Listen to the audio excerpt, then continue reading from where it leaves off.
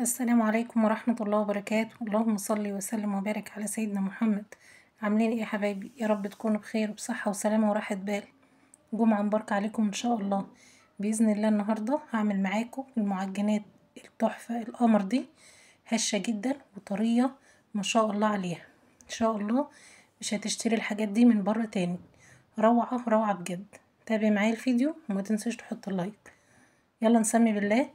جبت هنا كوباية من اللبن أو الحليب، معلقتين ونص من السكر مقدار ربع كوباية، كيس من الخميرة أو معلقة كبيرة، وهحط كيس من الفانيليا. وممكن تستبدلي اللبن بلبن بودرة، مثلا تحطي معلقتين لبن بودرة تدوبيهم في كوباية مية. وممكن لو عندك لبن رايب اللي هو اللبن بيبقى قاطع، اضربيه في الخلاط الأول عشان ينعم معاكي وما يخرصش معاكي في العجينة. اضربيه في الخلاط واستخدميه عادي. وممكن ما عندكيش لبن خالص ممكن تستخدمي مية عادي. جبت هنا بيضة، خدت البياض في العجينة والصفار حشتها على جنب عشان تنبيه وش العجينة. بس اهم حاجة غطي الصفارة عشان بتنشف بسرعة وهتعمل قشرة، وتيجي بعد كده تقلبيها هتلاقيها عملت تكتلات معاكي. معايا هنا ربع كوباية من الزيت، 50 جرام. نقلب ده كله مع بعضيه لغاية ما نحس ان السكر داب معايا. معايا هنا نص معلقة صغيرة من الملح، يعني لو توزنيها 3 جرام. نقلب كويس جدا. واجيب بقى معايا نص كيلو من الدقيق. لو هتعيري الكوباية 4 كوبايات معيارية، اي نوع دقيق عندك، ده دقيق سايب متعدد الاستخدامات. نقلب الاول كده بس بالمعلقة عشان ايدينا ايه ما تتلحوش بالعجينة. اهم حاجة في المخبوزات ان انتي تعجنيها كويس جدا. كل ما تعجني فيها وتخدميها كويس هتطلع خفيفة معاكي وهشة. نعمية لو استعجلتي عليها وعجنتيها بسرعة هتطلع تقيلة ومكتومة معاكي. جبت هنا نص كوباية مية جنبي، احنا حاطين كوباية من اللبن او كوباية من المية اللي متاح عندك هتعملي بيه. وجبت نص كوباية تاني هاخد منها بالتدريج كده، ما تنزليش بالمية مرة واحدة. بمجرد بس اني دي يختفي معايا هسيب العجينة شوية قد 3-4 دقايق كده، واغسل ايدي وانشفها وارجع اعجن فيها تاني. الخطوة دي مهمة جدا، بتنشط الجلوتين معايا في الدقيق وبتخلي العجينة معاكي هشة جدا. هنا في الوقت ده هنا اللي فاض معايا حوالي 3-4 معالق من نص كوباية، وعلى حسب نوع الدقيق برضو اللي بتستخدميه. هنا في الوقت ده انا هخلص ايدي بس من العجين واسيبها زي ما قلتلكوا 4-5 دقايق واغسلها وارجع اعجن فيها تاني. هنا رجعت عجنت فيها، شوفي لغاية ما تلاقي العجينة ما شاء الله ناعمة معاكي ومش بتلزق في الطبق ولا بتلزق في ايديك، هي طرية بس مش بتلزق كتير. جبت هنا الطبق حطيت فيه، بس هحط فيه نقطة من الزيت بس عشان ايه العجينة ما تلزقش معايا بعد الخمر. معلقة صغيرة بس كده من الزيت اقلب فيها العجينة واسيبها بقى لغاية ما تخمر معايا، مش هتاخد معاكي وقت خالص. بالشكل ده قلبتها في الزيت ونسيبها بقى يعني حوالي تلت ساعة في الجو الحر ده هتلاقيها خمرت معاكي بسرعة.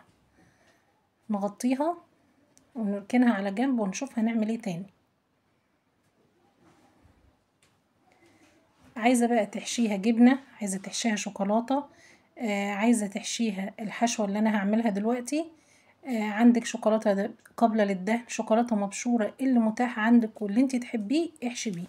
عايزة تعمليها سادة كده مفيش اي مشكلة. نيجي بقى نعمل الحشوة بتاعتنا. معايا معلقة كبيرة من الزبدة او السمنة، يعني معلقة كبيرة كده ايه مليانة. دي زبدة معايا، واهم حاجة تكون زبدة لينة بدرجة حرارة الغرفة.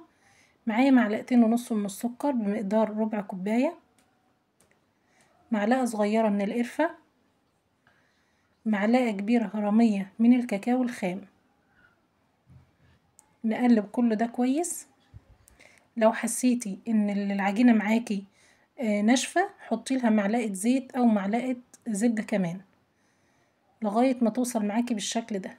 انا طبعا حسيت ان هي هتبقى قليلة فضاعفت الكمية. انا وريتك مقدار، وطبعا لو عايزة تضاعفيه هتعملي كمية عجين اكتر، فايه ضعف الكمية معاكي.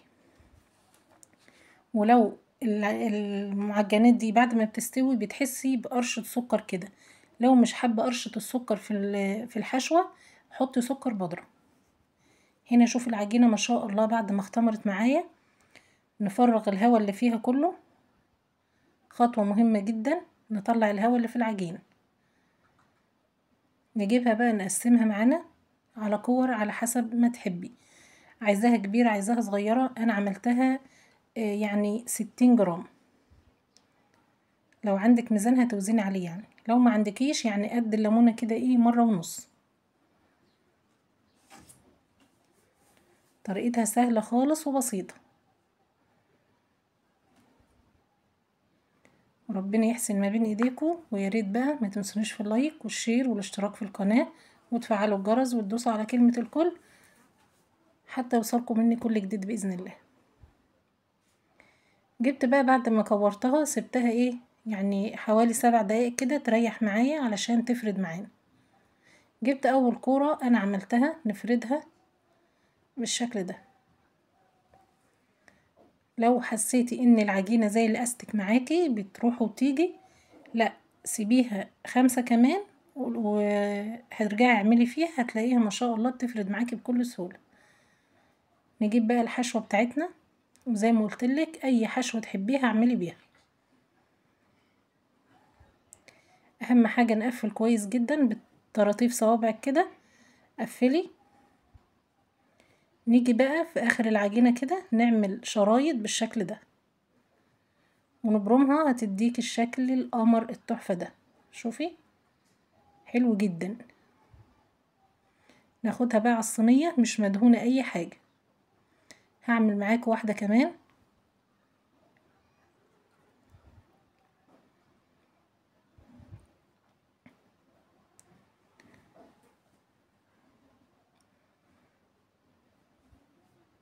حلوة جدا مع كوباية شاي او كوباية شاي بلبن الصبح كده على الفطار. عفوا، جميلة جدا. نيجي نعمل شرايط بالشكل ده ونبرمها رول كده.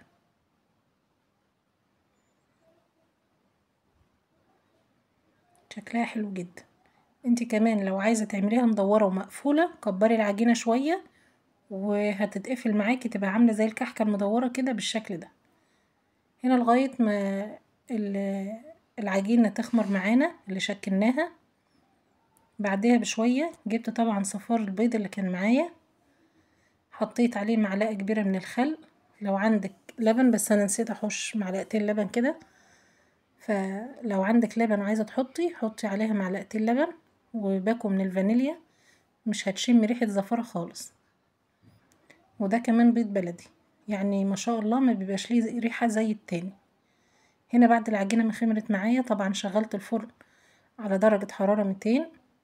قبليها ب10 دقايق كده قبل ما تدخلي المخبوزات الفرن لازم تخش على فرن سخن.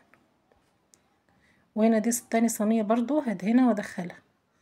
بعد ما بتطلع معانا بنغطيها ونسيبها، هتلاقيها بقت زي الاسفنج في ايدك. شوفي الجمال والحلاوة ما شاء الله عليها، والحشوة جواها عسل بجد.